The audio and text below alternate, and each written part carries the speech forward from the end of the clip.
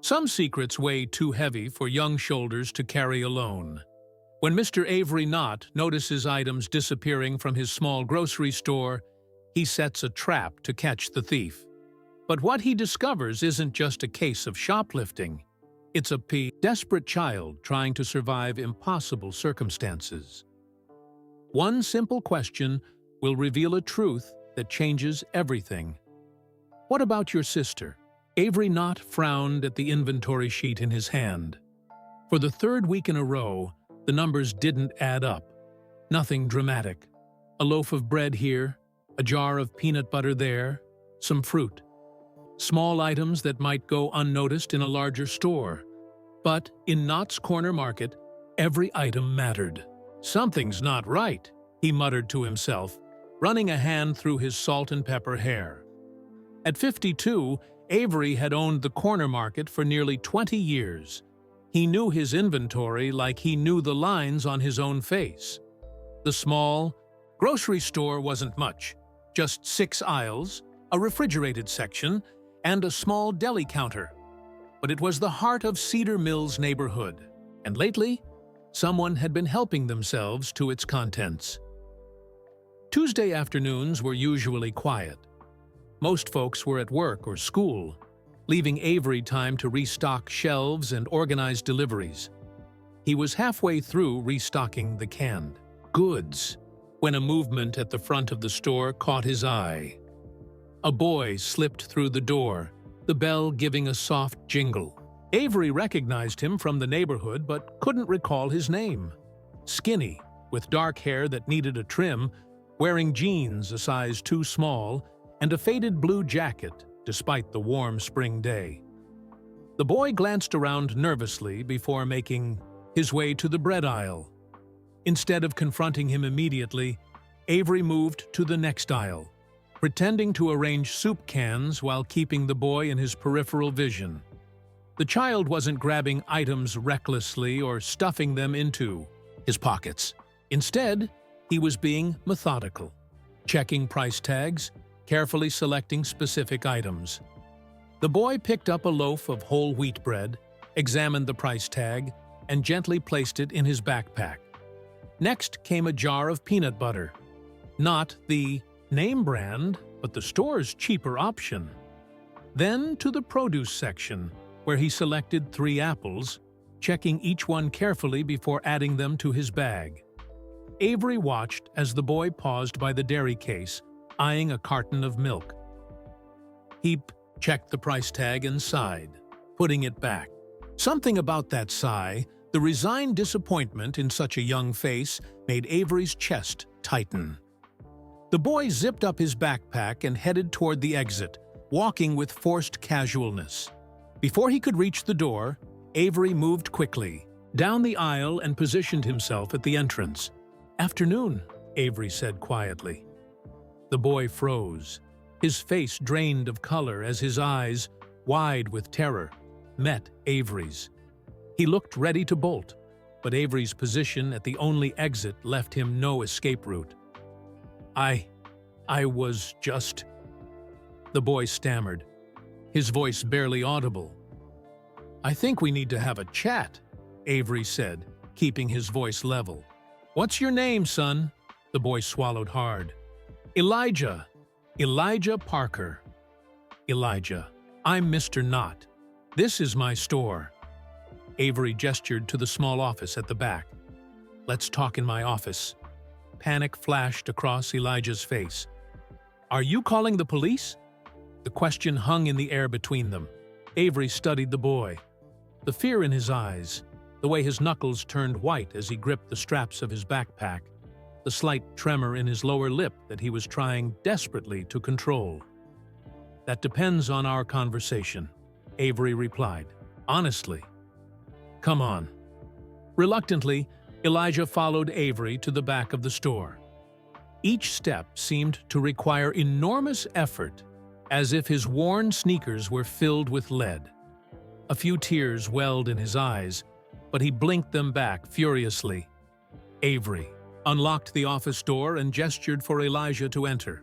The room was small and utilitarian, a desk cluttered with invoices and order forms a filing cabinet in the corner, and 2 chairs. The walls were adorned with a calendar from the local bank and a faded photograph of the store on its opening day. Elijah stood just inside the doorway, his shoulders hunched forward, making himself as small as possible. His gaze darted around the room like a trapped animal seeking escape. "Have a seat," Avery said, pointing to the chair across from his desk. Elijah perched on the edge of the chair, his backpack clutched protectively against his chest. A tear escaped despite his efforts, tracking silently down his cheek. Avery settled into his own chair and leaned forward, resting his elbows on the desk. He didn't speak immediately, taking time to consider the frightened child before him.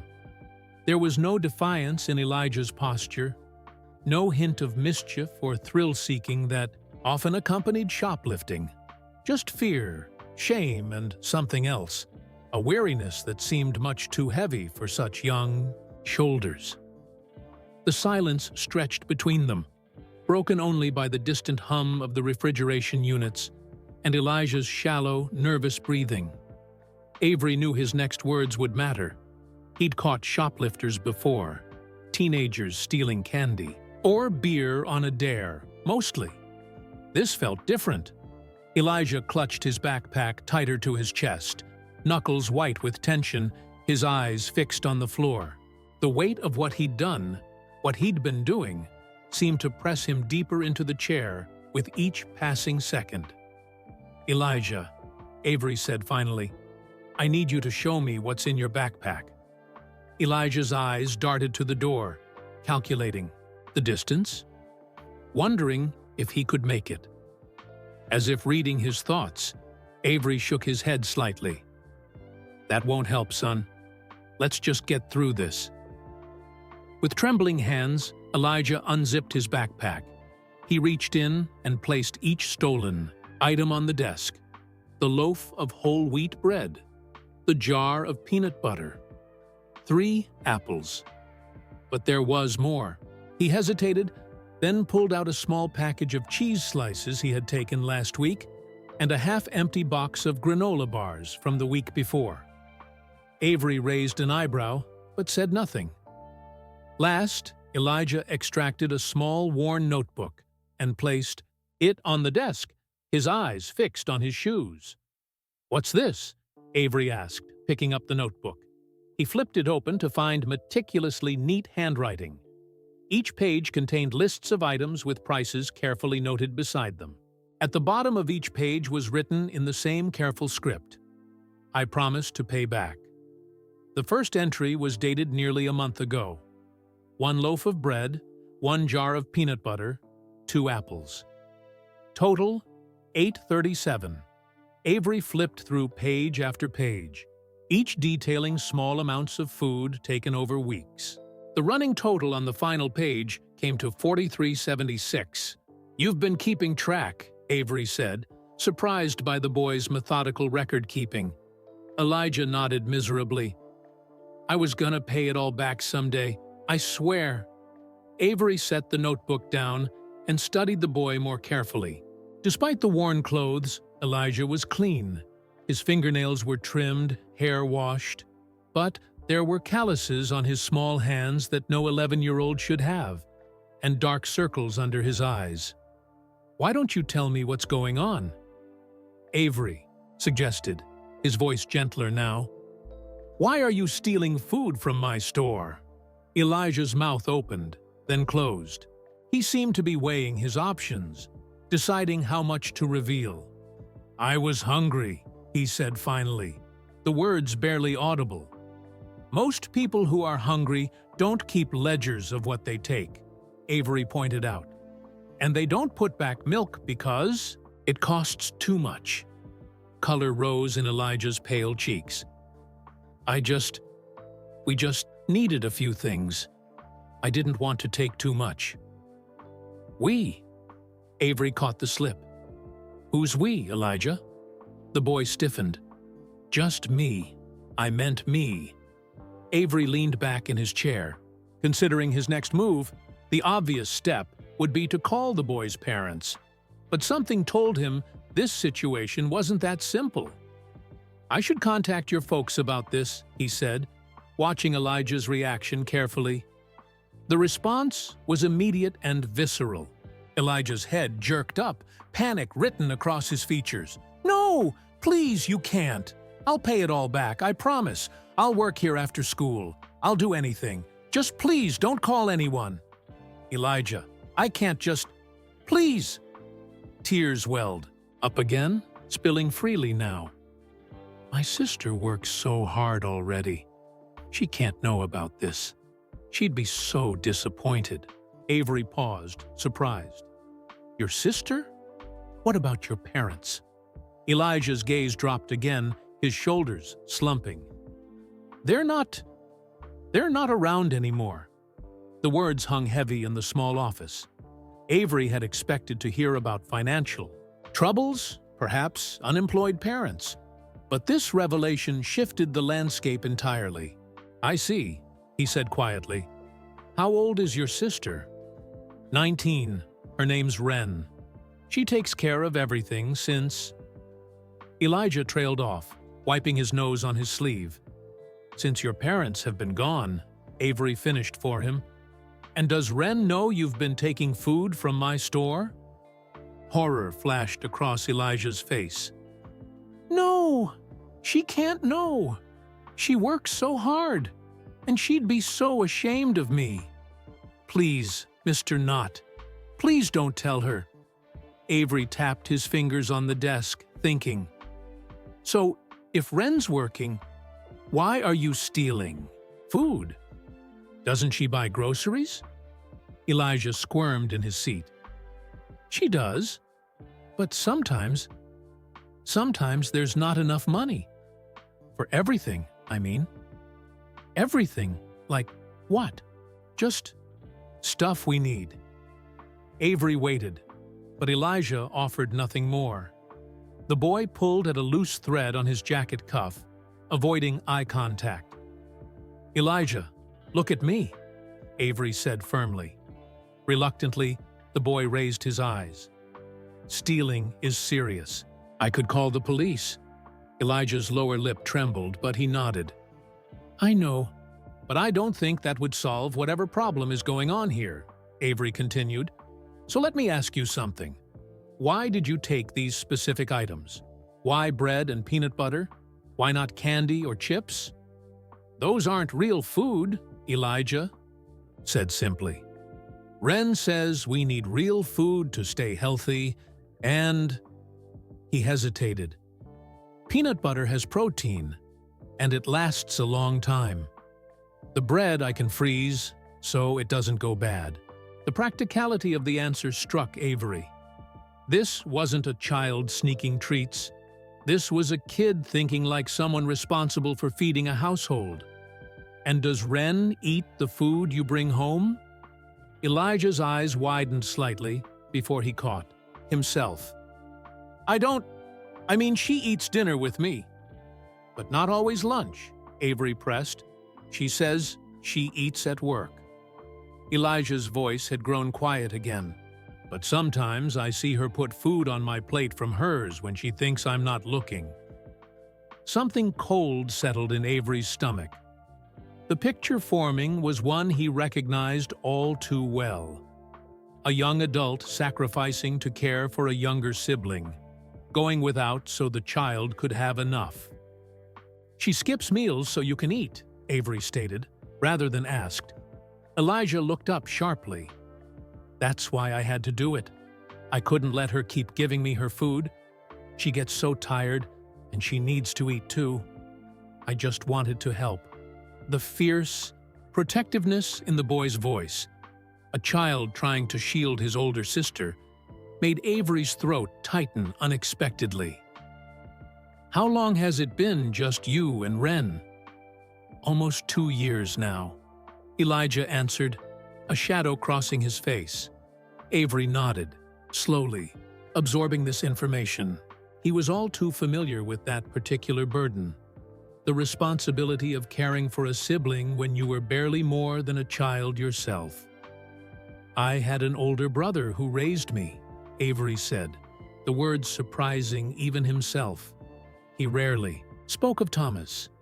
Our parents died when I was 9. He was 17. Elijah looked up, genuine interest breaking through his fear for the first time. Like Wren and me? Something like that, Avery agreed. It wasn't easy for him. It's not easy for Wren either, Elijah said softly.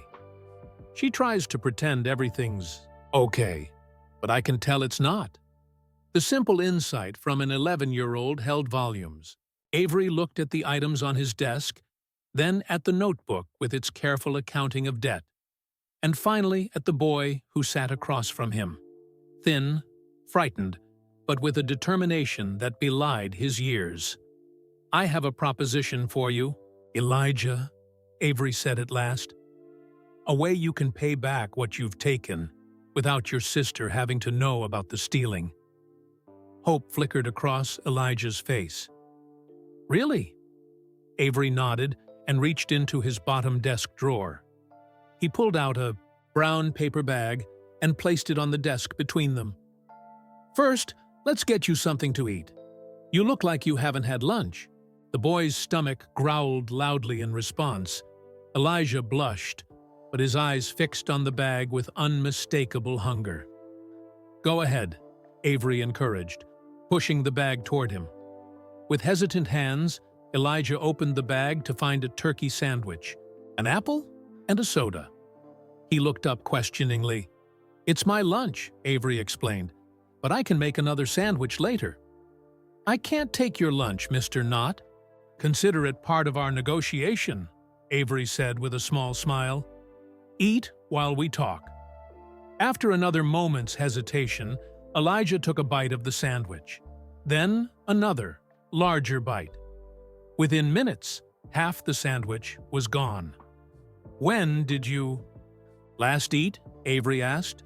Elijah swallowed. "Breakfast. Wren made oatmeal before she left for her morning job." "Morning job? She has more than one." Elijah nodded, taking a sip of soda. "She works at the Sunrise Diner for breakfast and lunch shifts. Then 3 evenings a week, she cleans offices downtown." "That's a lot of hours," Avery observed. "She's trying to save for community college," Elijah said, a note of pride entering his voice for the first time. "She wants to be a nurse." "That's admirable," Avery said sincerely. "But it must be hard on both of you." Elijah's shoulders drooped slightly. "We're okay, are you?" Avery asked gently. "Because stealing food, even with the best intentions, suggests things aren't entirely okay?" Elijah studied the remains of his sandwich, saying nothing. "You mentioned your parents aren't around," Avery continued carefully. "What happened, if you don't mind me asking?" "They died," Elijah said flatly, his voice suddenly devoid of emotion. "Car accident, almost 2 years ago." The blunt statement hung in the air between them. Avery recognized the tone, the practiced neutrality that came from having to explain a devastating loss too many times. "I'm very sorry, Elijah." The boy nodded, mechanically. "Wren became my guardian. The insurance money helped at first, but..." He trailed off, seeming to realize he might be saying too much. "But it ran out," Avery finished for him. "Something like that," Elijah murmured, echoing Avery's earlier words. Avery sensed there was more to the story, something Elijah was deliberately holding back. But he also recognized the walls going up. The boy had shared as much as he was comfortable. Revealing for now? "Well, here's my offer," Avery said, changing tack. "You'll work here at the store after school, 3 days a week, from 3:30 to 5:30, 2 hours each day, 6 hours total per week. I'll pay you minimum wage, but half your earnings will go toward paying off what you've taken. The other half you can take home." Elijah's eyes widened. "You'd give me a job? Even after I stole from you?" "Everyone deserves a second chance," Avery said, "and you clearly want to make things right." He tapped the boy's notebook. Not many thieves keep records this detailed. A ghost of a smile touched Elijah's lips. What would I have to do? Sweep the floors, stock shelves, help customers carry groceries to their cars. Basic stuff. Nothing too hard. I can do that, Elijah said, sitting up straighter. I'm stronger than I look. I don't doubt it, Avery replied. But there's one condition. No more stealing, from my store or anywhere else. If you need food, you tell me. Elijah nodded vigorously. I promise. Good. Now, what are we going to? Tell your sister about this job? She'll want to know how you got it. The boy thought for a moment. We could say I asked you for a job, that I want to earn my own spending money? That would work, Avery agreed. And it's mostly true. You are asking for a job right now, and you will be earning your own money. Relief washed over Elijah's face. Thank you, Mr. Knott. I'll work really hard, I promise. I believe you will. Avery picked up a pad of paper and wrote down his phone number. Here's my number. Call me if you ever need help. Understand? Day or night. Elijah accepted the paper with solemn reverence, tucking it carefully into his pocket. Yes, sir. When can you start? Tomorrow after school. Perfect. And Elijah? Yes?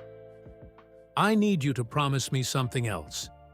If things get bad at home, if there's not enough food or if anything else is wrong, you'll tell me. No more secrets. Deal? Elijah hesitated, conflict visible in his expression.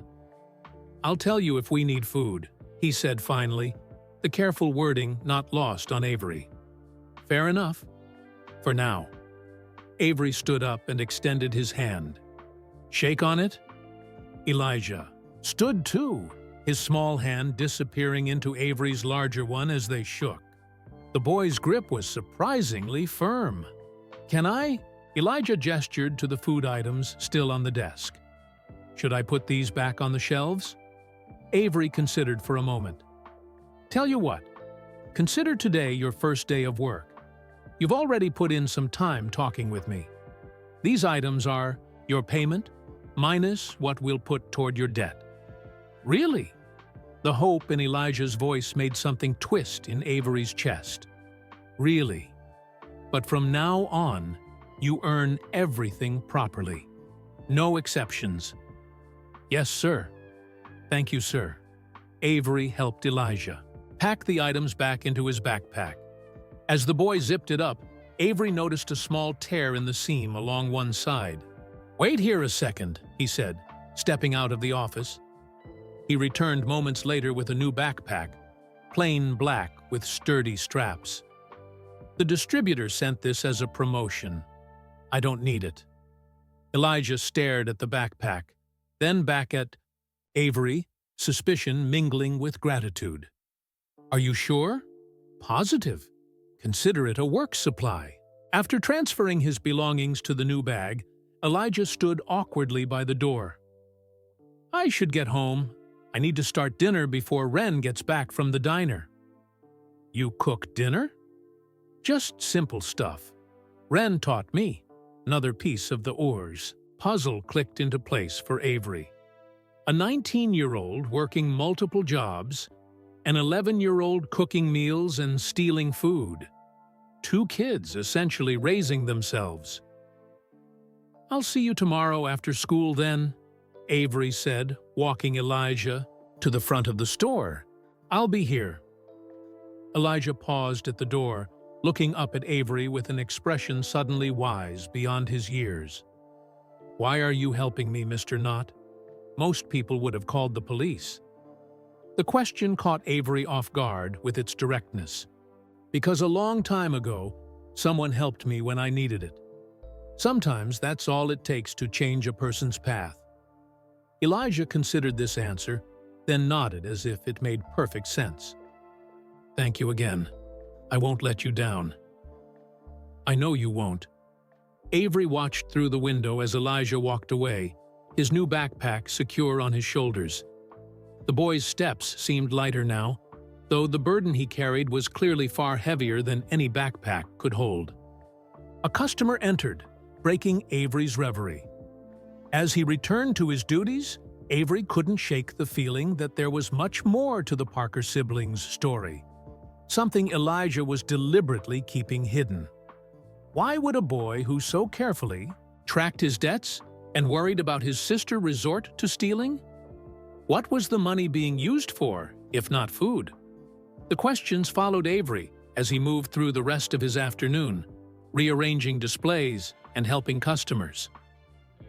By closing time, he had decided to learn more about the Parker family. Discreetly, of course. Something told him that Elijah's secret, whatever it was, couldn't wait for the boy to be ready to share it.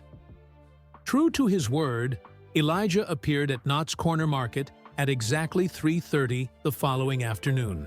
He wore the same faded blue jacket, but had on a clean t-shirt underneath. His hair was combed, and there was a nervous energy about him as he entered the store. "Reporting for duty, Mr. Knott," he said with forced cheerfulness. Avery couldn't help but smile at the formal announcement. "Glad to have you on board, Elijah. Let's get you started." He led the boy to a small closet where he kept cleaning supplies and pulled out a broom. "We'll begin with the basics. Sweep all the aisles. Then I'll show you how to stock the new delivery that came in." Elijah accepted the broom with determination. "I'll make it the cleanest floor you've ever seen."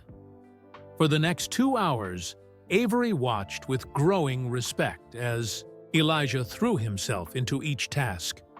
The boy swept thoroughly, not cutting corners or rushing. When shown how to stock shelves, he arranged products with meticulous care, making sure labels faced forward and expiration dates were checked. "You're a natural," Avery commented as Elijah finished organizing the canned vegetables. The boy's face lit up at the praise. "My mom used to say I was good at putting things in order. She called me her little organizer." It was the first time Elijah had voluntarily mentioned either of his parents. Avery noted the past tense, used to say, and the brief shadow that crossed the boy's face after speaking.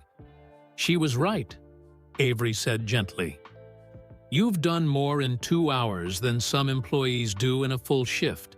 When 5:30 arrived, Avery called Elijah to the register. "Time to settle up," he said, counting out bills. 2 hours at minimum wage comes to $17. Half goes toward your debt, which leaves $8.50 for you." Elijah stared at the money as if it might disappear. "That's more than I thought it would be. Honest work, honest pay," Avery replied, handing over the bills. "Do you need anything before you go? Any food items?" Elijah hesitated. "Could I? Is it okay if I take home the bananas that are getting brown? Ren makes banana bread, and I noticed you put the spotted ones in the discount bin." "Of course," Avery said, trying to keep his expression neutral despite the tug at his heart. Even now, the boy was asking for discounted items rather than fresh ones. "In fact, I need to clear out some day-old bread and slightly bruised apples, too. Would those be helpful?" "Really?" Elijah's eyes widened. "Yes, that would be great." Avery gathered the items, placing them in a paper bag. "Consider it a perk of the job.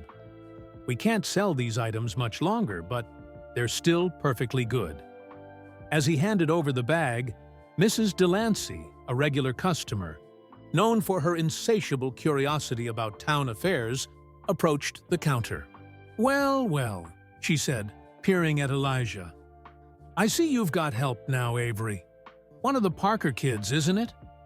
Elijah tensed beside him. "This is Elijah," Avery replied smoothly. "He's helping out after school a few days a week." Mrs. Delancey nodded, her expression softening as she looked at the boy. "It's nice to see one of you Parker children here. How's your sister doing, dear? Still working those 2 jobs?" "She's fine, ma'am," Elijah replied politely, though Avery noticed his grip tightening on the paper bag. "Thank you for asking. Such a shame about everything your family's been through," Mrs. Delancey continued, oblivious to Elijah's discomfort. "Losing your parents, and then all that medical Mrs. Delancey," Avery interrupted firmly. "Did you find everything you needed today?" The woman blinked, momentarily thrown off course. "Oh, yes, yes. Just these few things." She placed her items on the counter, finally turning her attention away from Elijah. "Why don't you head home, Elijah?" Avery suggested. "I'll see you tomorrow." Relief flashed across the boy's face. "Yes, sir. Thank you, Mr. Knott." As Elijah hurried out, Avery rang up Mrs. Delancey's purchases with mechanical efficiency, his mind spinning. "Medical trouble? What medical trouble?" "Such a good thing you're doing," Mrs. Delancey said as she handed over her payment. "Hiring that boy. Lord knows those children need all the help they can get after everything." "It sounds like they've had a rough time," Avery said carefully, counting out her change. "Oh, the worst luck imaginable. Parents killed in that awful crash. And then—" She lowered her voice dramatically. "Well, you know about the sister's condition, I'm sure." Avery didn't correct her assumption. "It's certainly been hard on them." Mrs. Delancey nodded sagely as she gathered her bags.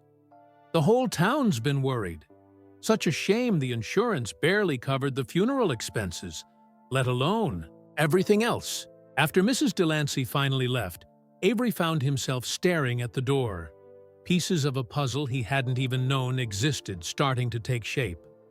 Over the next 2 weeks, Elijah settled into his role at the store.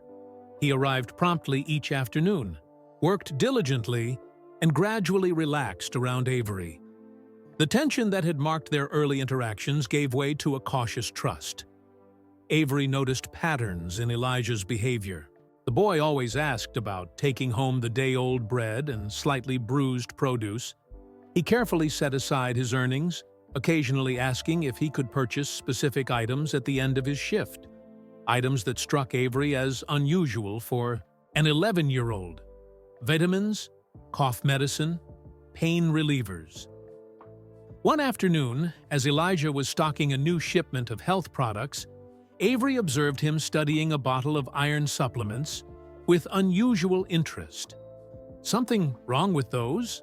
Avery asked, approaching from behind. Elijah startled, nearly dropping the bottle. "No, sir. Just reading the label." "Are you interested in nutrition?"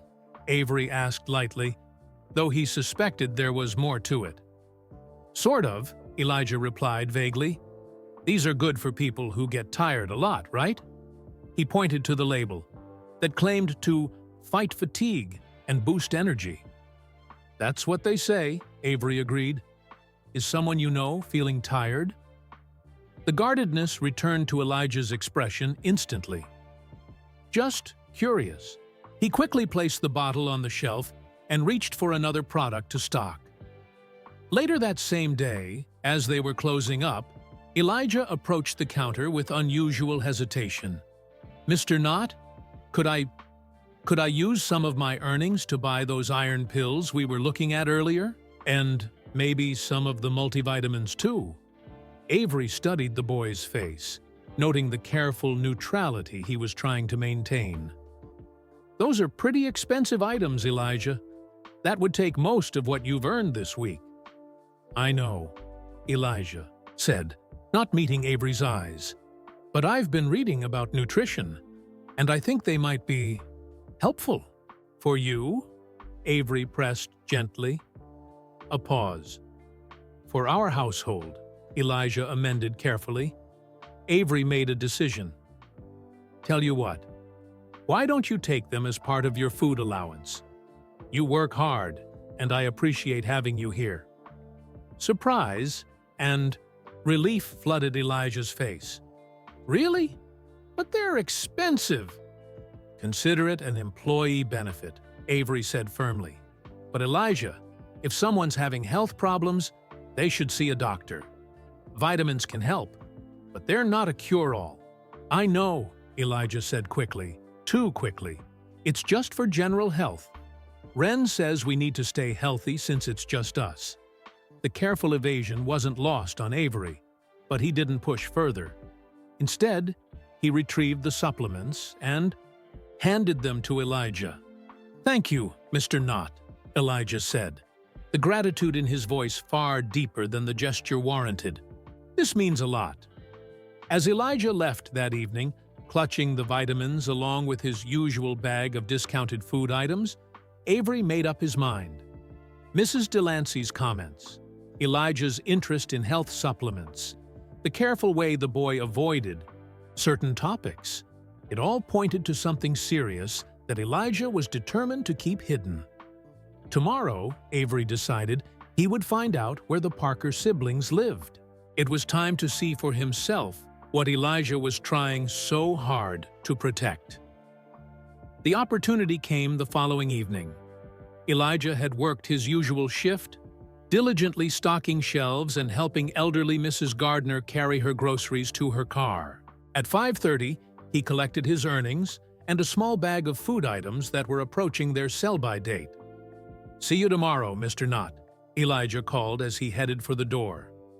"Have a good evening, Elijah," Avery replied, watching as the boy adjusted his backpack and stepped outside. Once Elijah was out of sight, Avery flipped the open sign to closed and hung up a note. Back in 30 minutes. It wasn't something he'd normally do during business hours, but few customers came in this time of day anyway. Grabbing his car keys, Avery hurried out to his aging blue sedan. He caught sight of Elijah's small figure half a block ahead, walking at a steady pace. Avery started his car and followed at a distance, careful not to be noticed. Elijah headed east, away from the commercial area of Cedar Mills. After about 15 minutes, he turned onto Mapleton Drive, a street lined with modest duplexes and small homes. The neighborhood wasn't the poorest in town, but it was far from affluent. Working families mostly, stretching paychecks from month to month. Avery parked across the street and watched as Elijah approached a small gray duplex with a slightly overgrown lawn. Unlike some neighboring properties, the Parker home showed signs of care despite obvious financial constraints. A few potted plants sat on the small porch, and the windows were clean, curtains neatly drawn. Elijah unlocked the front door and disappeared inside. Avery remained in his car, contemplating his next move. Now that he was here, doubt crept in. Was he overstepping? Would his presence cause more problems for the siblings?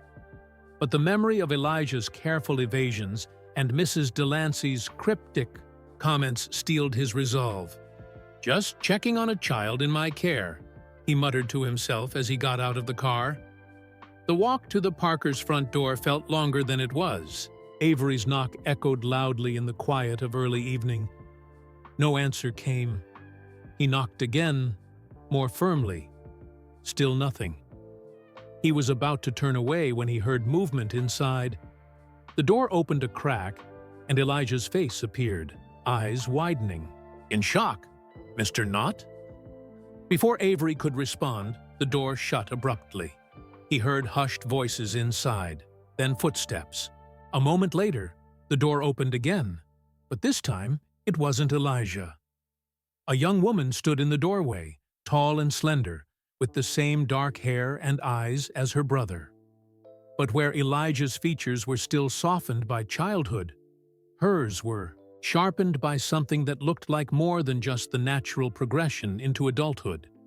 She appeared exhausted, with shadows beneath her eyes and a pallor to her skin that concerned Avery immediately.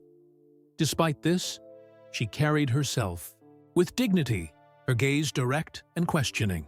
"Can I help you?" Her voice was steady but wary. "You must be Wren," Avery said. "I'm Avery Knott. I own the grocery store where Elijah's been working." Confusion flickered across her face. Working? Elijah's been working for you? The realization that Elijah hadn't told his sister about his job hit Avery suddenly. He'd assumed they'd had that conversation. Yes, for the past couple of weeks, 3 days a week after school. He hesitated, uncertain how to proceed without revealing Elijah's theft. He's been a tremendous help. Wren's expression shifted from confusion to something unreadable as she glanced over her shoulder, presumably at Elijah somewhere inside. When she turned back to Avery, she had composed herself. I see. I had no idea. A flash of hurt crossed her features before she masked it. Would you like to come in for a moment, Mr. Knott? If it's not an inconvenience, Avery replied. Not at all. She stepped back, opening the door wider. The interior of the Parker home was modest, but immaculately clean. The living room furniture was well worn but neatly arranged. A bookshelf overflowed, with textbooks and novels. On the coffee table lay a stack of community college brochures. Please, have a seat, Wren offered, gesturing to the couch. Elijah, would you put on some water for tea? Elijah emerged from what appeared to be his bedroom, his expression a mix of alarm and guilt. He nodded silently and disappeared into the kitchen. I apologize for showing up unannounced, Avery began. I just wanted to check in on Elijah. He's been doing excellent work, and I thought I should introduce myself to his guardian. Wren sat in the armchair across from him, her movements careful, deliberate. Avery noticed she winced slightly as she lowered herself into the seat. That's very kind of you, she said, though I'm surprised to learn about this job. Elijah told me he was staying after school for a study group. The lie hung between them. Avery chose his words carefully. He came into my store a few weeks ago and expressed interest in earning some spending money. I could use the help, so it seemed like a good arrangement. Wren studied him, her gaze shrewd. And you came all the way here just to introduce yourself? Elijah speaks very highly of you, Avery said, sidestepping the question. I wanted to meet the sister he admires so much. A genuine smile softened Wren's face. He's a good kid. The best, actually. The smile faded as she glanced toward the kitchen where they could hear Elijah filling a kettle. Though apparently we need to have a conversation about honesty. Avery noticed several prescription bottles on the side table. Wren followed his gaze and casually moved a magazine to cover them, but not before Avery caught the name on one of the labels, something ending in Zumab, some kind of medication he didn't recognize. Elijah mentioned you're working 2 jobs, Avery said, redirecting his attention. That must be difficult. We do what we have to, Wren replied with practiced neutrality. After our parents died, there were adjustments. I lost my parents young too, Avery offered. My older brother raised me. Something in Wren's expression softened. Then you understand. It's the little things that catch you off guard. Tax forms you don't know how to fill out. Appliances that break, and you don't know who to call. Trying to be both sister and parent when you're barely an adult yourself. The quiet vulnerability in her voice struck Avery deeply. This was a young woman carrying a burden far too heavy for her years, yet bearing it with remarkable grace. Elijah returned with a tray holding 3 mugs of tea. His hands shook slightly as he set it on the coffee table. Thank you, Elijah, Wren said, her tone gentle despite the obvious conversation waiting to happen once their visitor left. Elijah tells me you're saving for nursing school, Avery said, accepting a mug of tea. Wren nodded. That's the plan. I've been taking prerequisites online when I can, but the full program... She trailed off, then squared her shoulders. I'll get there eventually. I'm sure you will, Avery said sincerely. As he sipped his tea, Avery noticed more details about their home. A calendar on the wall was filled with notations, work schedules, appointments marked with just initials. A large file box labeled Medical sat in the corner. Most tellingly, a pill organizer on the kitchen counter was visible from where he sat, the kind with compartments for morning, noon, and night doses throughout the week. Wren shifted in her seat, another wince crossing her face. This time, she pressed a hand briefly to her side before catching herself and folding her hands casually in her lap. "Are you feeling all right?" Avery asked before he could stop himself. "Just tired," Wren replied quickly. Too quickly. "Long shifts on my feet?" At the diner, Elijah, who had been unusually quiet, suddenly stood up. "I should get dinner started. Wren, you should rest." "I'm fine, Elijah," she said firmly, though the strain in her voice suggested otherwise. "I should be going," Avery said, placing his half-finished tea on the table. "I've taken up enough of your evening." "It was nice to meet you," Wren said, rising slowly to see him out. "And thank you for giving Elijah the opportunity to work. I just wish he'd told me about it." "He's a hard worker," Avery assured her. "You should be proud." "I am," she said softly, glancing at her brother with a mix of exasperation and affection. "Every day." As they reached the door, Avery noticed an envelope on the entryway table. It was partially visible beneath a stack of mail, but he could clearly see the hospital logo in the corner and the word "overdue" stamped in red across the front. Wren saw him looking and quickly moved to cover the envelope with a magazine. "Thank you again for coming by, Mr. Knott. Please call me Avery," he said. "And if there's ever anything I can do—" "We're doing just fine," Wren interrupted, her voice firm despite her obvious fatigue. "But thank you." As Avery walked back to his car, the pieces were falling into place, creating a picture that made his heart heavy. The medications, the hospital bills, Wren's pallor and careful movements, Elijah's interest in iron supplements and vitamins. Someone was sick, seriously sick. And given Elijah's desperate attempts to protect his sister, it had to be Wren. Avery sat in his car, watching the Parker home, where lights now glowed warmly in the kitchen window. He could see the silhouettes of the siblings, Elijah standing at what must be the stove, Wren seated at the table. Even from this distance, he could see the boy's protective hovering, the way he kept glancing at his sister. Two children trying to face an adult world alone. Two children keeping secrets too heavy for their young shoulders. Avery started his car, but didn't immediately drive away. Something told him that whatever was happening with the Parker siblings was coming to a head. And soon. He couldn't walk. Away now, not when they so clearly needed help, they were too proud or too scared to ask for. The next morning, Avery found himself distracted as he worked through his usual routine at the store. He kept replaying the previous evening's visit in his mind.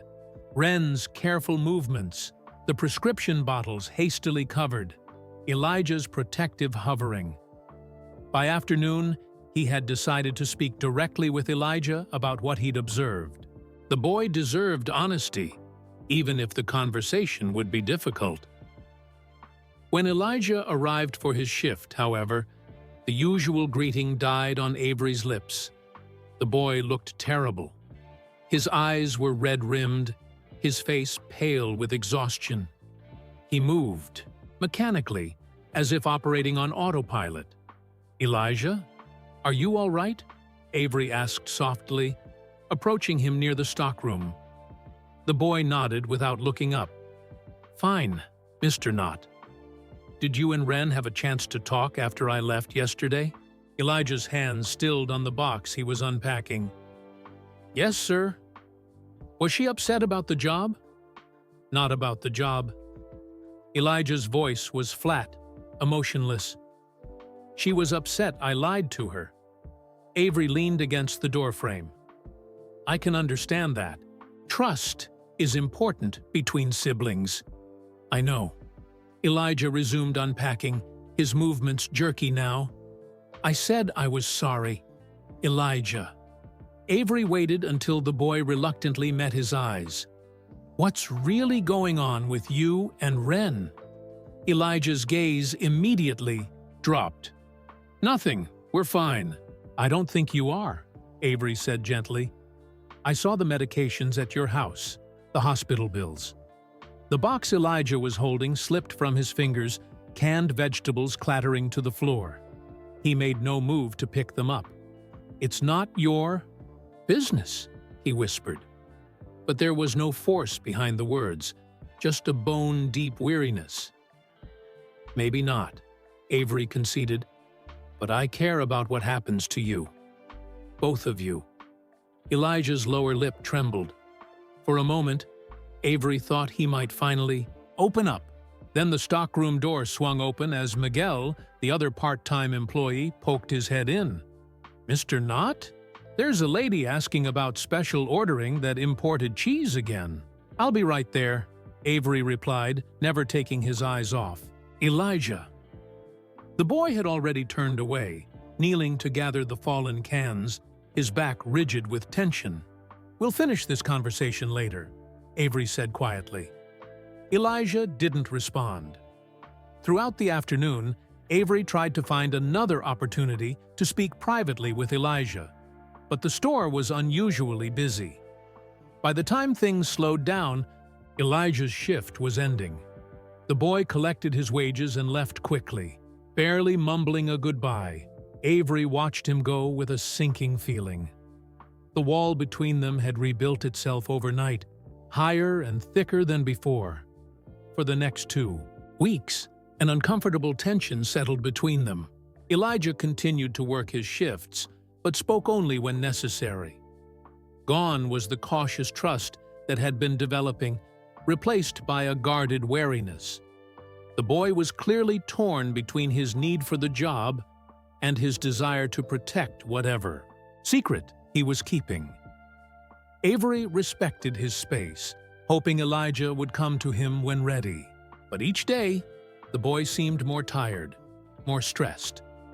Once, Avery overheard him on the phone during his break, voice tight with anxiety. But they said it was covered. No, I understand. Yes, I'll figure something out. When Elijah noticed Avery, nearby he quickly ended the call, shoving the phone deep into his pocket. On a Thursday afternoon, usually one of Elijah's workdays, the boy didn't show up for his shift. He hadn't called, hadn't sent any message. By 4 o'clock, Avery's concern had deepened to worry. By 5, it had transformed into genuine alarm. He tried calling the number Elijah had provided on his informal employment form. No answer. At 5:30, Avery made a decision. He hung the "Back in 30 minutes" sign on the door once again and drove directly to the Parker home. No one answered his knock. The curtains were drawn, the house silent. A neighbor working in her garden glanced over curiously. Looking for the Parkers? She called. Avery nodded, walking over to her yard. I'm Elijah's employer. He didn't come to work today, and I'm a bit concerned.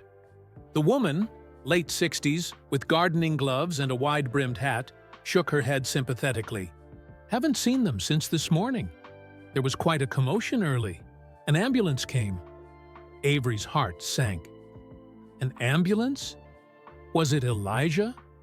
No, the sister. Ren, isn't it? Sweet girl. Always makes a point to help me bring in my groceries when she sees me struggling. Such a shame about her illness. Do you know which hospital they would have taken her to? Avery asked urgently. Has to be Mercy General. Only hospital within 30 miles. Thank you, Avery called over his shoulder, already heading back to his car. The drive to Mercy General took 15 minutes that felt like hours. Avery kept thinking of the siblings, Wren's pale face, Elijah's exhausted eyes, the prescription bottles, the overdue medical bills, the vitamins and supplements Elijah had been so desperate to buy. At the hospital, Avery approached the information desk with an odd mix of determination and uncertainty. What right did he have to involve himself in their lives? But then, what kind of person would he be if he walked away? "I'm looking for Wren Parker," he told the receptionist. "She would have been brought in by ambulance this morning." The woman typed on her computer. "Are you family?" Avery hesitated. "A family friend. Her brother Elijah works for me." The receptionist's expression softened slightly. "She's on the 4th floor, room 412. "Thank you." On the elevator ride up, Avery rehearsed what he might say, how he might explain his presence. None of it seemed right. None of it seemed enough. The doors opened onto a quiet hallway. Avery followed the room numbers until he reached 412. The door was partially open. He knocked softly. No response came from inside. Avery pushed the door open wider and felt his heart constrict at the sight. That greeted him. The hospital room was empty except for Elijah, who sat alone in a chair by the window, looking smaller and more vulnerable than Avery had ever seen him. The boy's knees were drawn up to his chest, his arms wrapped around them. His backpack lay on the floor beside him, unzipped, some of his school books spilling out. "Elijah?" Avery said softly. The boy's head jerked up, eyes wide with surprise. "Mr. Knott? How did you—" "Your neighbor told me there was an ambulance this morning. I was worried when you didn't come to work." Elijah's face crumpled. The careful composure he'd maintained for weeks shattered all at once. Tears spilled down his cheeks as his shoulders began to shake. "She collapsed!" he choked out. "I couldn't wake her up. I called 911, but she wouldn't wake up." Avery crossed the room in 3 strides and knelt in front of Elijah's chair. "Where is she now?" "They took her for tests." Elijah wiped his face with his sleeve. "They said I have to wait here.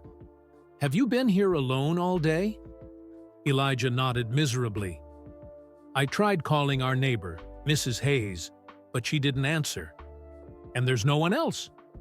The simple statement, "there's no one else," hit Avery like a physical blow. No other family, no support system, just 2 kids trying to face an impossible situation on their own. "I'm here now," Avery said firmly. "Tell me what's happening, Elijah. All of it. No more secrets." Something broke in Elijah's expression. Relief, perhaps, at no longer having to carry his burden alone. The words poured out of him, halting at first, then in a rush as the dam finally broke. "Wren has cancer. Leukemia. She was diagnosed right after Mom and Dad died. The insurance money helped at first for treatments, but then it ran out. She had to stop the strongest medicines because we couldn't afford them. She's been trying to work while doing treatments, but the doctor said she shouldn't be working at all." His voice cracked. "She's been skipping doses to make the medicine last longer, and sometimes she doesn't eat, so there's enough food for me." Each word landed like a stone in Avery's chest, building a mountain of grief and anger. Not at Elijah, but at a world where children had to make such impossible choices. "Why didn't you tell me?" Avery asked, keeping his voice gentle. "Wren made me promise not to tell anyone.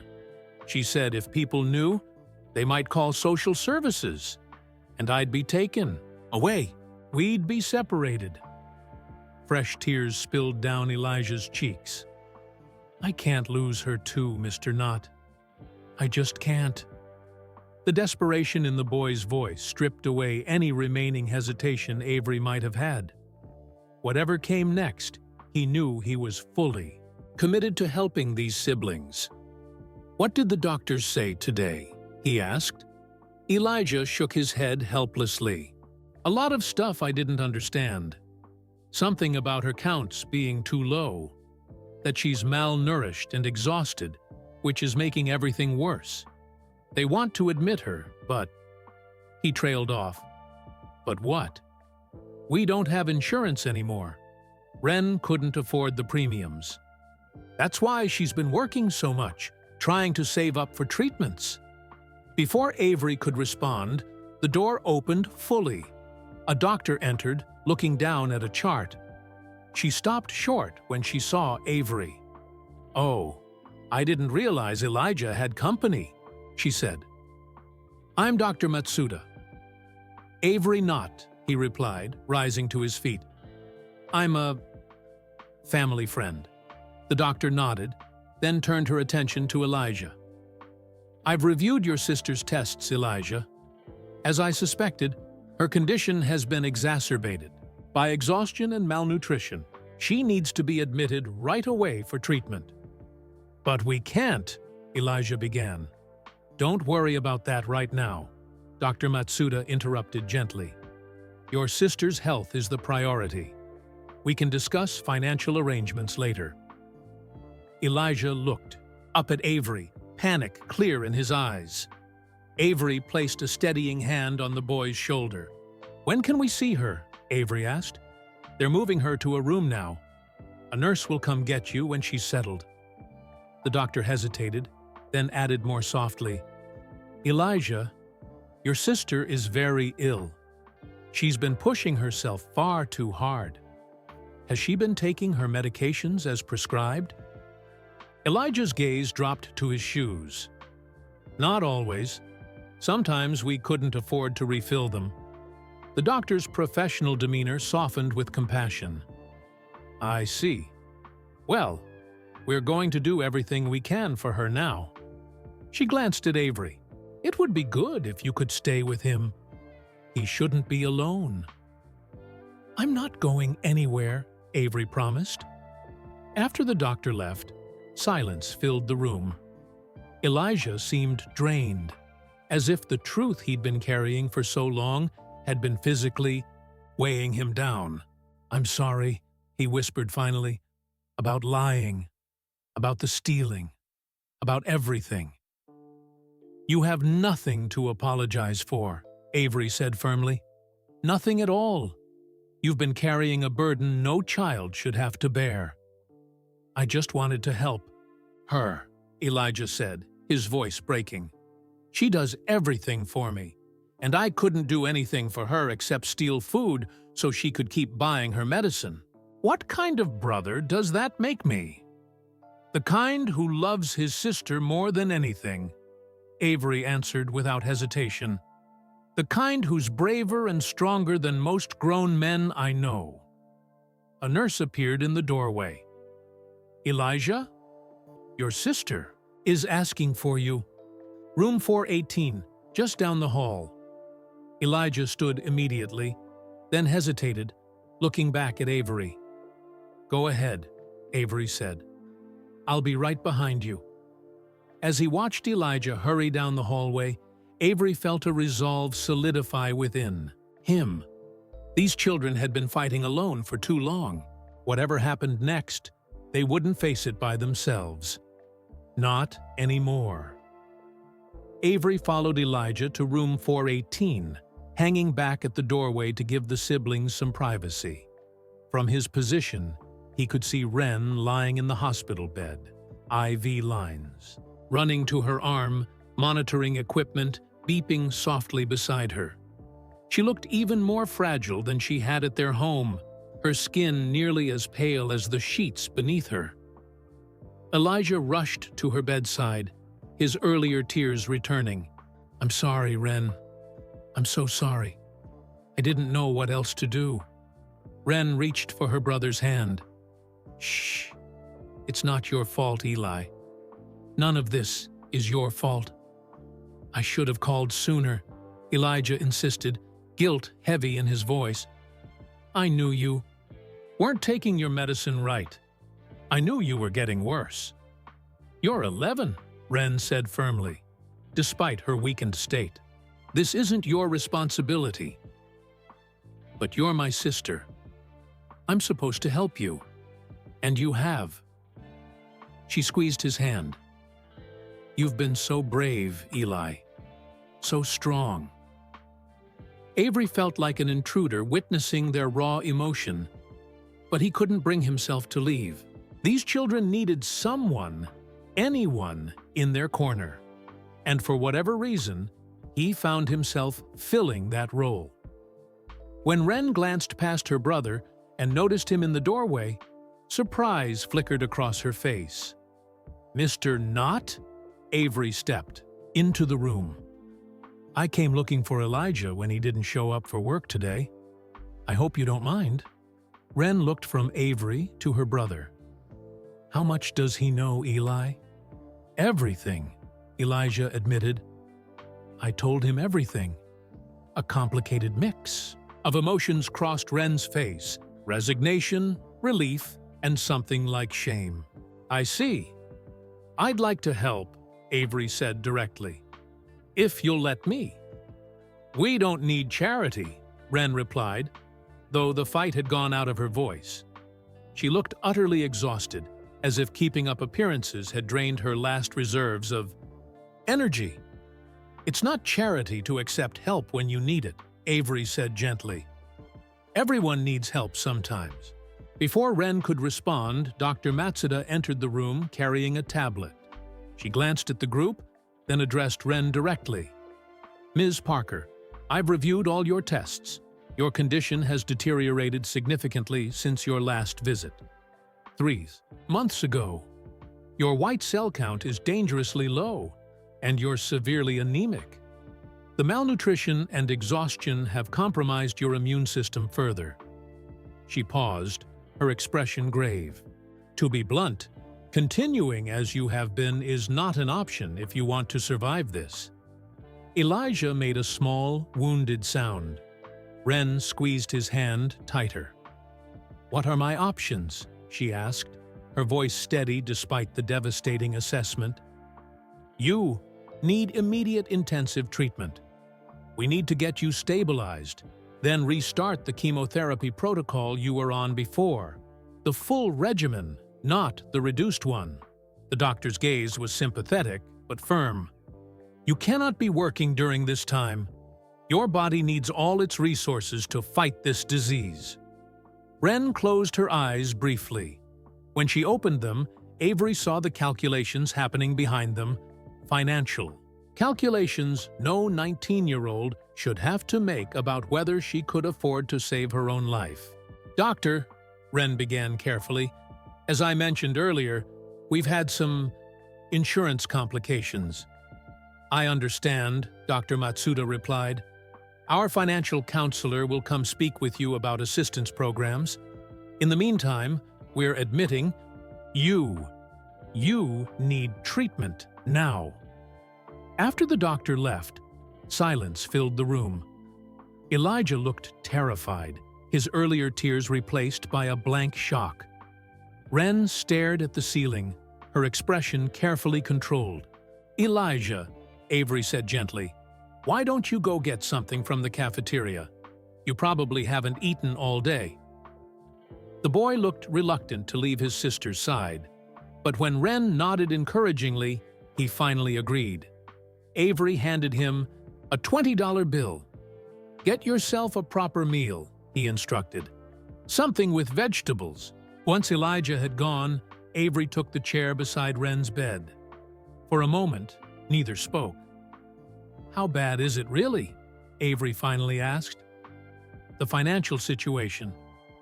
Ren's carefully maintained composure cracked slightly. Bad. I maxed out our credit. Cards paying for the last round of treatment. I've been making minimum payments, but the interest... She shook her head. The rent is 3 weeks overdue. My boss at the diner has been letting me take home leftovers at the end of shifts. And the payment plan I worked out with the hospital for previous treatments. I've fallen behind. And the medications? I've been stretching them, taking them every other day instead of daily, skipping doses when I felt stronger." She laughed bitterly, which, as you can see, worked out brilliantly. "Why didn't you reach out for help?" Avery asked, genuinely puzzled. "There must be programs, charities." "I did, at first," Ren said. "After our parents died, we got some assistance. But there's always paperwork, always waiting lists. And then there was the custody issue." "Custody?" Ren's gaze drifted to the door where Elijah had exited. "I had just turned 18 when our parents died. Technically old enough to be Elijah's guardian, but only barely. There were questions, concerns about my ability to care for him, especially after my diagnosis came just 3 months later." Understanding dawned on Avery. "You were afraid they'd take him away if they knew how sick you were." She nodded, tears finally breaking through her careful control. "He's all I have left, Mr. Knott, all I have. And I promised our parents I'd take care of him. I promised." The anguish in her voice cut through Avery's heart. "You have been taking care of him, Ren, better than many parents I've seen. But you can't help Elijah if you're not here." "I know," she whispered. "I know that. But I didn't know what else to do." Avery leaned forward. "Let me help you. Both of you." Ren wiped her tears with the back of her hand. "Why would you do that? You barely know us." "I know enough," Avery replied simply. "I know Elijah is a bright, hard-working boy who loves his sister more than anything. I know you're an incredibly strong young woman who's been carrying an impossible burden. And I know what it's like to lose your parents and feel like the whole world has turned its back on you." Ren studied him.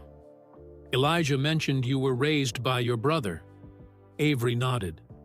"Thomas. He was 17 when our parents died in a house fire. I was 9. He dropped out of college to raise me." "What happened to him?" Ren asked softly. "He's in Seattle now, software engineer, married with 2 kids." Avery smiled slightly. "We talk every Sunday." "He did well by you, then?" "He did. But he had help." Avery met her gaze steadily. "A woman named Eleanor Simmons owned the corner market in our neighborhood. She caught me stealing food one day. Peanut butter and bread, just like Elijah. Instead of calling the police, she gave me a job. Later, she helped Thomas find resources for us, financial aid for school, assistance programs we didn't know existed. She became family to us." Understanding dawned in Ren's eyes. "And now, you want to do the same for us." "If you'll let me," Avery confirmed. "Not charity, Ren. Just one human being helping another through a rough patch." Before Ren could respond, Elijah returned, carrying a tray with a sandwich, apple, and milk. He looked between the adults cautiously, sensing the emotional conversation he'd missed. "Did you get something for yourself?" Ren asked, quickly wiping away the last traces of tears. Elijah nodded. "I already ate it. Turkey sandwich." "Good boy." She patted the edge of her bed. "Come sit with me." As Elijah settled himself carefully beside his sister, a financial counselor arrived, clipboard in hand. Her expression was professionally sympathetic as she introduced herself.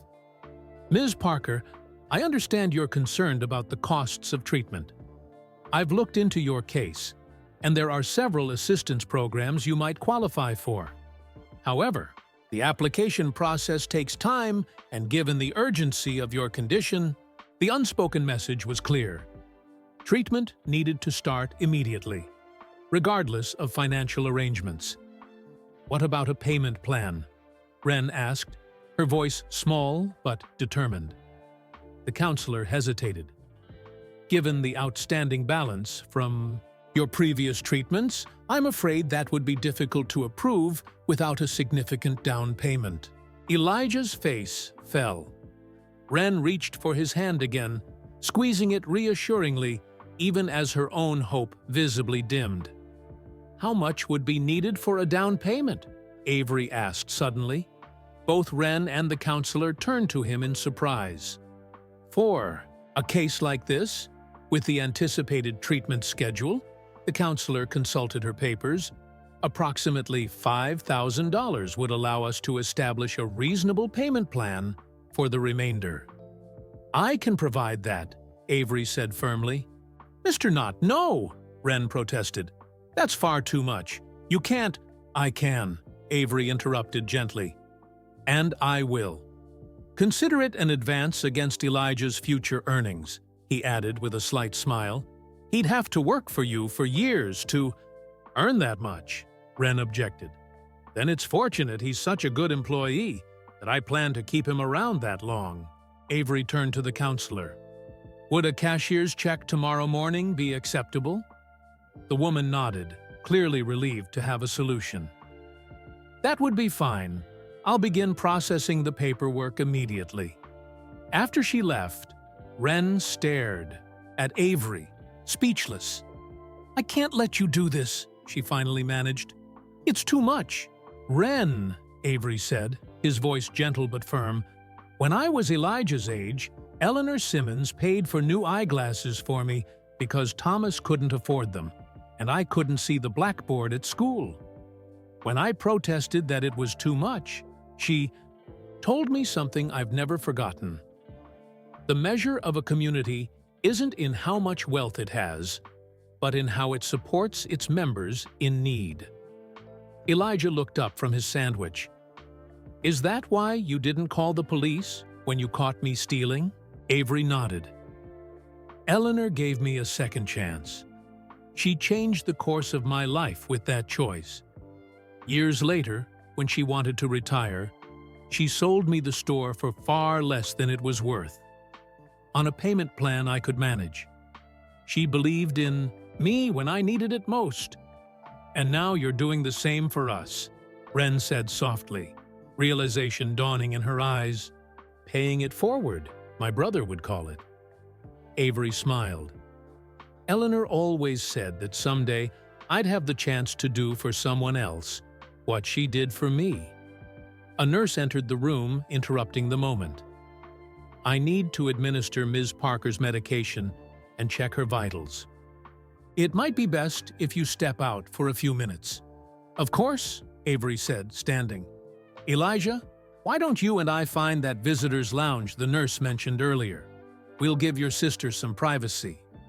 Elijah looked reluctant, but complied, after Wren nodded encouragingly. I'll be right back, he promised his sister.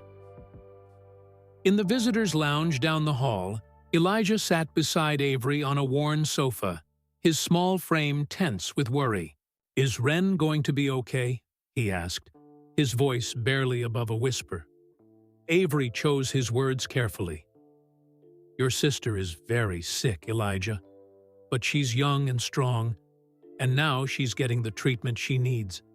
That gives her the best possible chance. But you don't know for sure, Elijah pressed, his eyes searching Avery's face for reassurance. No one knows for sure, Avery admitted. But I believe in your sister. She's been fighting this battle alone for too long. Now she has help. The doctors, the medications, and us.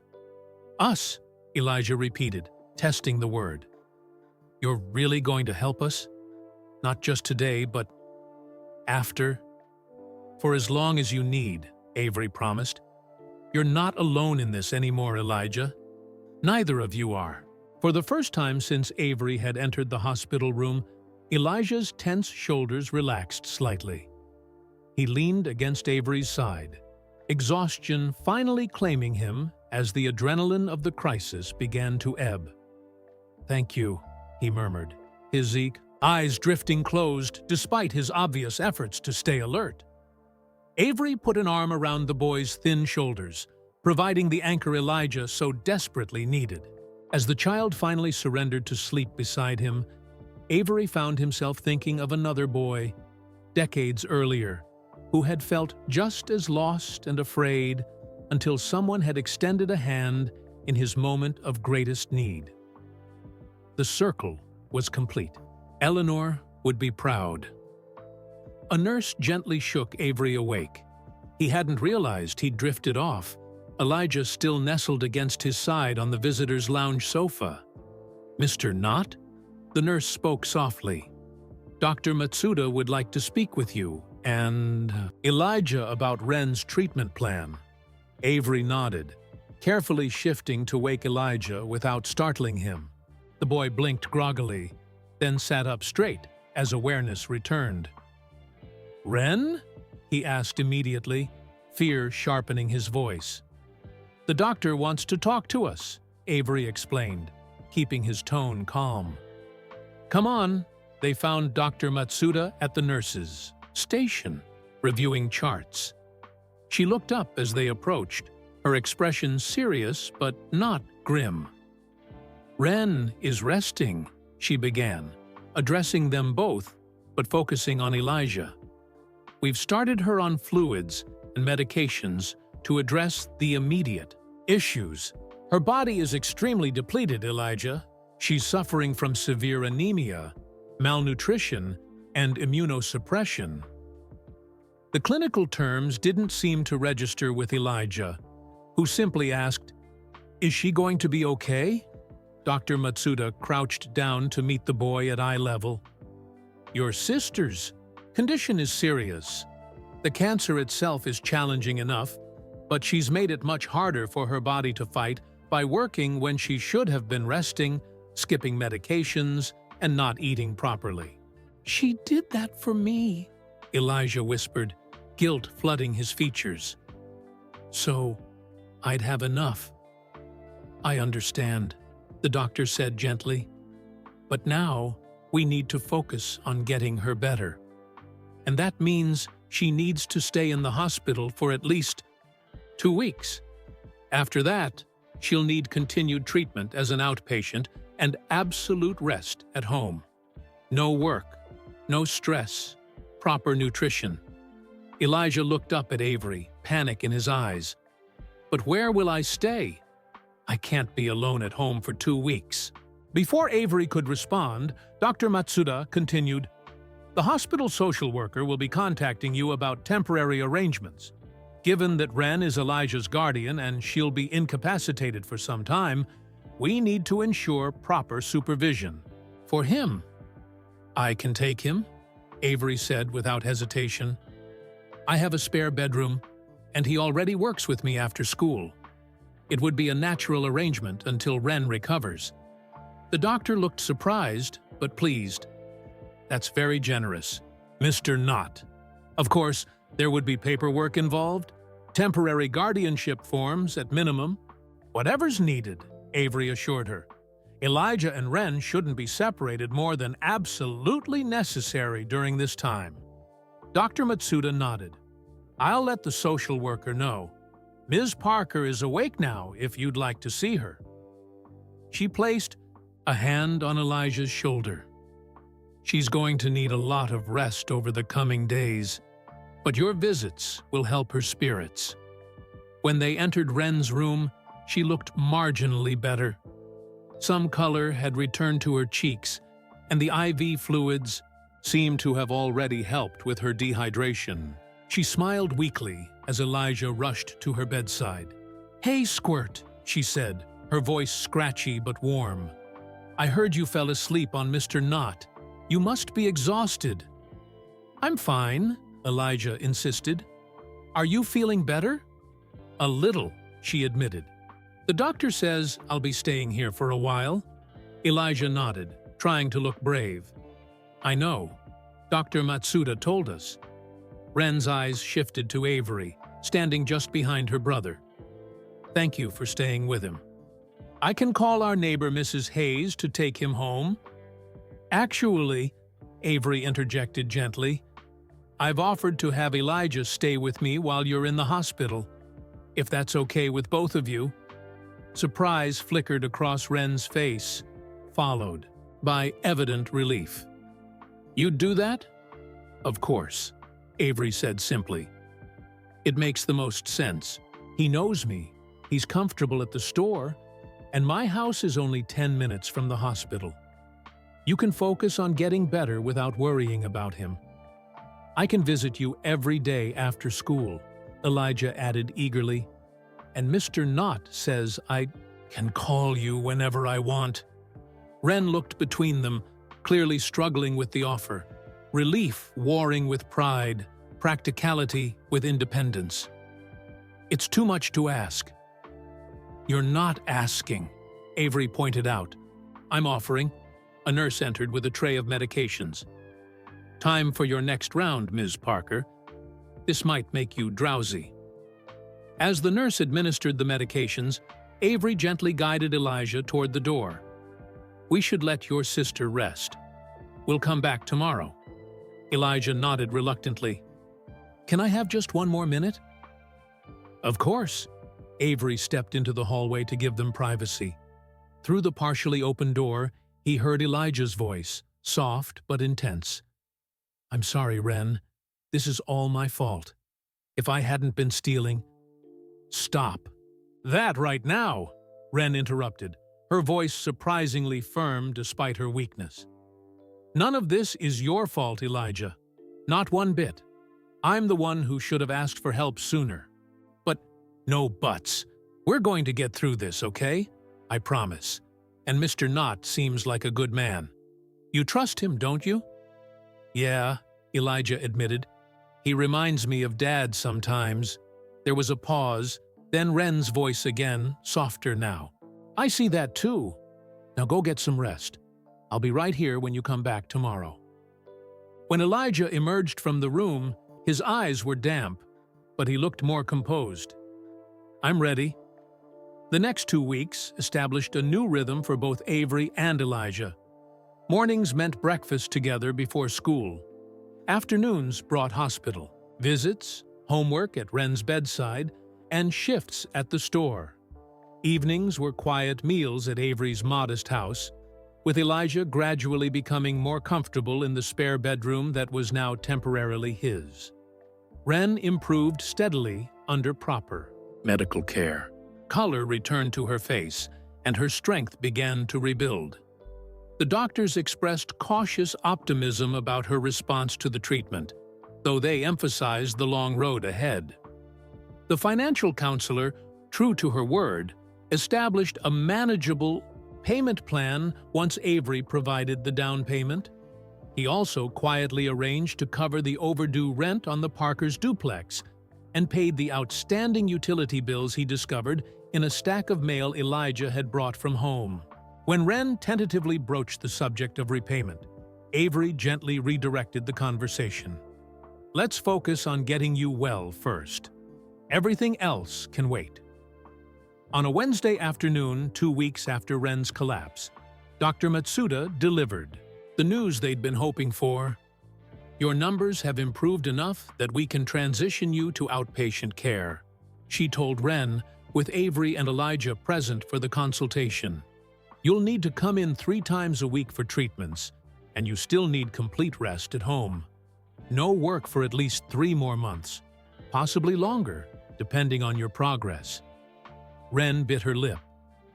"But how will we—" "One step at a time," Avery reminded her gently. Dr. Matsuda glanced between them, then continued. "There's another matter we need to discuss. I've been consulting with an oncologist at Memorial Sloan Kettering in New York. Your case has some particular challenges that make you a good candidate for a clinical trial they're conducting. The treatment has shown promising results in young adults with your specific type of leukemia." Hope flickered in Wren's eyes. "A clinical trial? Would that be covered?" "The experimental treatment itself would be covered," Dr. Matsuda confirmed. "You'd need to relocate to New York for 6 months, which presents its own challenges, but medically speaking, this could be your best option." The room fell silent as the implications sank in. 6 months in New York. relocating, leaving Cedar Mills, leaving the duplex, leaving Avery. "I don't want to go to New York," Elijah said suddenly, his voice small but determined. "Wren needs to get better here, with us." "Eli," Wren began gently, "if this treatment could help me. But what about school? What about my job? What about—" His eyes flicked to Avery, then down at his hands. Avery cleared his throat. "Let's not make any decisions right now. Wren's being discharged tomorrow. Why don't we discuss this once she's settled at home?" Dr. Matsuda nodded. "The trial doesn't begin for another month. You have time to consider the options." That evening, Elijah was uncharacteristically quiet as they ate dinner at Avery's kitchen table. He pushed his food around his plate, barely eating. "What's on your mind, Elijah?" Avery asked finally. "It's okay to be worried about the clinical trial. It's a big decision." "It's not just that," Elijah said, still staring at his plate. "It's everything." "Everything is a lot," Avery agreed. "Can you narrow it down a bit?" Elijah looked up, his eyes suddenly fierce with emotion. "Why are you helping us so much? Nobody helps this much, not without wanting something." The question caught Avery off guard with its raw honesty. He set down his fork, giving the boy his full attention. "Remember I told you about Eleanor, the store owner who helped me and my brother?" Elijah nodded. "I asked her that same question once. Why help us so much? Do you know what she said?" Avery's voice softened with the memory. "Because someone once asked me about my sister, and that question changed everything." "I don't understand," Elijah said, his brow furrowed. "Neither did I at first," Avery admitted. "She explained that when she was young, her family was very poor. Her parents worked multiple jobs, but there was never enough. Her older sister started getting sick, but they couldn't afford a doctor. Eleanor was caught stealing medicine from a pharmacy." Elijah's eyes widened. "Like me stealing food." "Exactly like that. The pharmacist caught her, but instead of calling the police, he asked her, 'What about your sister?' Cethys." That simple question led to him discovering her sister had pneumonia. He helped get her proper treatment, and later helped Eleanor get a job and education. That pharmacist's kindness, that one question about her sister, changed the course of Eleanor's entire life. Understanding dawned slowly on Elijah's face. "And then, when she caught you stealing, she asked me about my brother," Avery confirmed. "And when I caught you stealing, you asked about my sister," Elijah whispered. "And that changed everything." It's a circle, Elijah. The kindness we receive, we pass on to others. That's how the world should work." Elijah considered this, then asked, "But what about New York? If Wren goes to New York, we'll figure something out," Avery promised. "Maybe you could stay with me during the school year? Maybe I could help you both relocate temporarily. There are options." "Really? You'd do that?" "I would. But let's take it one step at a time, okay? First, let's get your sister home." The next day, Wren was discharged from the hospital. Avery drove them to the Parker duplex, which he and Elijah had cleaned and prepared the night before. Fresh flowers sat on the coffee table, the refrigerator was stocked, and new, softer sheets were on Wren's bed. As Avery helped Wren settle onto the couch, Elijah hovered nearby, ready to fetch anything she might need. The boy had been almost vibrating with excitement all morning, thrilled to have his sister coming home. "This is perfect," Wren said, looking around the living room with tears in her eyes. "I've missed this place so much." "I put your medications on the kitchen counter," Avery said, "and there's a calendar with all your appointment times. I've arranged for a medical transport service to take you to and from the hospital when I can't drive you myself." Wren shook her head in amazement. "I don't know how to thank you for everything you've done." "You don't need to thank me," Avery replied. "Just focus on getting better." "About New York," Wren began hesitantly. "We can discuss that later," Avery assured her. "There's no rush." Elijah brought in a tray with tea for all of them, carefully, placing it on the coffee table. As they sipped their drinks, a comfortable silence settled over the room. For the first time since Avery had caught Elijah stealing that loaf of bread, there was a sense of peace in the air. Tentative, perhaps, but real. "Mr. Knott," Elijah said suddenly, "can I ask you something?" "Of course." "When you caught me that day, how did you know to ask about my sister? What made you think there was more to the story?"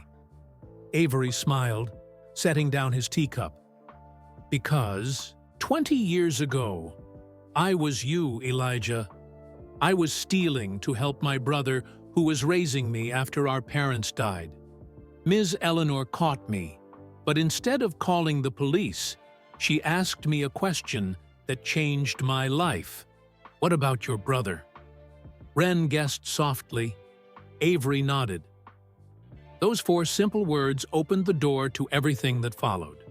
The job, the assistance programs, eventually owning the store myself. All because she cared enough to look beyond the theft to the reason behind it. "And when you saw Elijah," Wren prompted, "I recognized something in him, the same desperation I once felt, but also the same love and determination. So I asked the question that had once been asked of me, what about your sister?" Elijah's eyes filled with understanding. "And that's why you helped us. Because someone helped you." "Exactly," Avery confirmed. "It's like a chain linking one generation to the next. Eleanor helped me because someone helped her. I helped you because Eleanor helped me. And someday, perhaps, you'll help someone else who needs it." "Will," Elijah promised solemnly. "I definitely will." Wren reached for her brother's hand, then extended her other hand to Avery. As the 3 of them sat connected in that modest living room, Avery felt a sense of rightness, of completion. The circle Eleanor had spoken of was continuing, unbroken. Later, as evening approached, Avery prepared to leave the siblings to their first night back together at home. He'd return in the morning to help with Wren's medications and drive Elijah to school. At the door, Elijah hugged him fiercely. "Thank you for everything, Mr. Knott." "You're very welcome, Elijah." Wren, wrapped in a blanket on the couch, smiled at him. "We're going to get through this, aren't we? All of us?" "Yes," Avery said with certainty. "All of us. Together." As he drove home in the gathering dusk, Avery thought about the path that had led him here, from a frightened boy stealing food for his brother to a store owner catching another boy doing the same, from receiving help to giving it, from being alone to being connected. It had all started with a question about his brother, and then, years later, a question about a boy's sister. Such a simple thing, that question. Such a powerful thing, that moment of seeing beyond the surface to the truth beneath.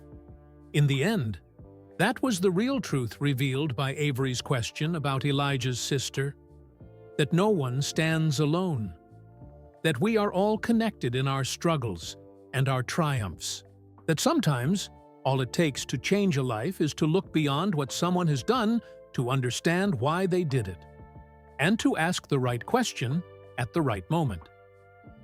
That was the end of this story about a store owner, a boy stealing food, and the truth about his sister. Where are you listening from today? If you enjoyed this emotional journey, please like this video and subscribe to the channel for more interesting stories just like this one. Don't forget to share with your friends and family to spread kindness and awareness. Sometimes the smallest actions, like asking the right question, can change someone's life forever.